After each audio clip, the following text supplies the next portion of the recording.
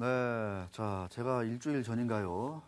중국 원양자원 한번 제가 짚어드린 적이 있어요. 그래서 4분기에 순이익이 500억 정도가 나왔는데 정말 엄청난 이익이 아니겠습니까? 그런데도 왜 주가가 못 오르고 좀 여기저기 이렇게 소문들이 많은 거냐 이런 얘기를 하면서 좀 조심해야 되겠다 이런 말씀을 제가 해 주셨는데 어제 오늘 이틀째 이제 하한가를 갔습니다. 오늘은 급기야 이제 점 하한가라고 하는 거를 가고 있는데 지금 잔량만 346만 주, 347만 주에 이르고 있고 거래량은 29만 주에 불과한 상황입니다.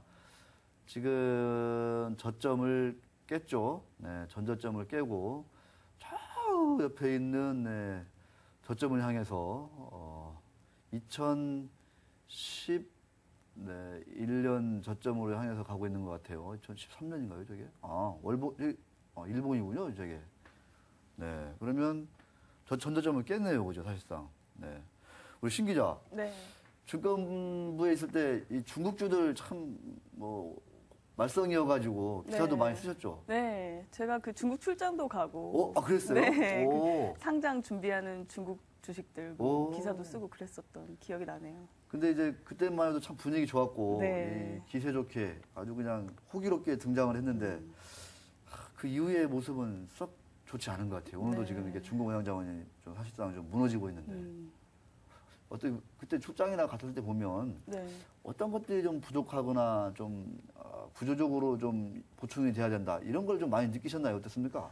글쎄 제가 지금 상장돼 있는 주식들 중에서 출장 갔던 기업들이 한 두세 군데 정도 되는 것 같습니다. 중국주들 주로 복건성에 많이 몰려 있는데요. 예. 예, 복건성이 예전에 그 화교들이 많이 해외로 진출한 뭐 그런 지역이라고도 하는데 제가 가서 느낀 것은 굉장히 성장성이 있어요. 시장도 엄청나게 크고. 예, 성장성이 있는 반면에 그 설명을 이렇게 듣다 보면 그 투자 계획이라든지 앞으로 뭐 이렇게 하겠다는 부분이 굉장히 꼼꼼하진 않습니다. 예, 아직까지 우리나라처럼 이렇게 뭐 재무나 회계 이런 쪽이 아주 꼼꼼하고 투명하게 진행되는 것 같지는 않다 이런 느낌을 좀 받았던 기억이 납니다. 그래서 지금 이제 중국 원양자원에 무슨 일이 있는 거냐 봤더니 장화르 대표가 이제 자기의 지분 1,600만 주를 BW를 들고 있는 채권자에게 담보로 제공을 했습니다.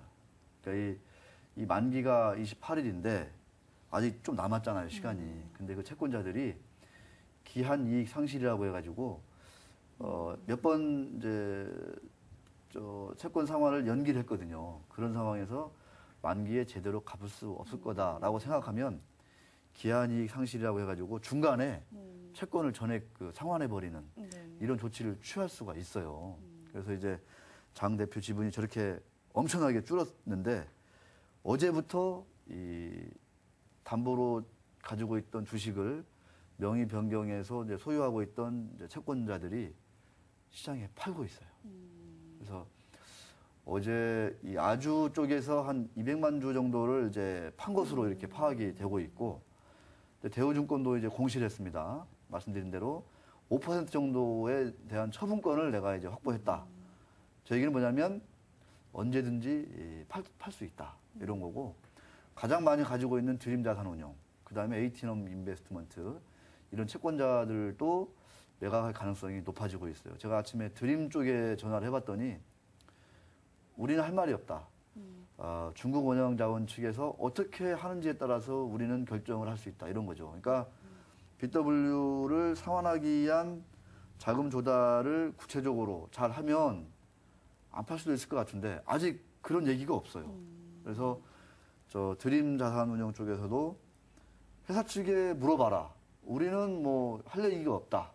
우리는 담보로 가지고 있던 주식을 우리가 이제 가지고 있는 거고 여기에서 이제 얘기를 하는 건데 문제는 중국 원양자원 측의 법률 대리인, IR 담당자, 채권자 모두 지금 이거에 대해서 28일까지 회사 측이 어떻게 자금을 조달할지 또 28일까지 자금을 조달해서 갚아버리면 이 판 주식은 어떻게 되는 건지 이게 지금 전혀 불통인 상황이에요. 그래서 제가 아침에도 저 IR 담당자하고 제가 몇 번 통화를 했어요. 근데 제가 지금도 이제 해보면 아침에는 이제 안 돼요. 근데 지금도 신호는 가는데 안 받아요, 전화를. 와, 지금 전화가 끊겼어요, 지금. 그래서 이 정도로 지금 이 불통이거든요, 사실상. 지금 갑자기 신호가 가다 끊겨버렸거든요. 그래서 뭔가 이런 어떤 그 지금 많은 주주들, 이 채권자들의 궁금함, 의혹. 그래서 시장에서는 지금 막 별별 얘기들이 다 나오고 있는데, 거래소에서도 제가 물어보면은 우리 모르겠다 이거. 회사에서 뭔가 공시를 좀 하고 있는데 그거 말고 우리가 뭔 얘기를 하고 있느냐. 뭐 이런 얘기를 하고 있어요. 그래서 너무 답답한데 어떻게 보시나요? 우리 제 얘기를 듣고 우리 신 기자는. 그럴 것 같다는 생각이 어. 좀 드는 게 제가 다녀와서 뭐 궁금증 있을 때 취재를 하잖아요. 그럴 때 보면 그 중국 기업들은 그 대주주와 그 국내 투자자들이 소통할 수 있는 창구가 뭐 IR 담당, 뭐 법률 대리인, 뭐 이렇게 거래소 이렇게 있긴 하지만 이분들은 정말 그야말로 대리인에 불과하지. 이 대주주가 어떤 생각을 가지고 어떤 행동을 하는지에 대해서 제대로 파악할 수 있는 분들은 아니라는 생각이 듭니다. 그래서 네. 직접적으로 대주주와 컨택이 되지 않는 한 파악하기 쉽지 않을 것 같다는 생각이 드네요. 네, 알겠습니다. 자, 여기까지 하고요. 신 기자, 아주 그냥 하는 얘기 네. 잘 들었습니다. 자, 내일 또 다음 주 이 시간 이후로 또 기호만 얘기가 계속될 텐데, 자, 이 시간 이후에 소개 한번 보시고 신 기자와 저는 여기서 인사를 드리도록 하겠습니다.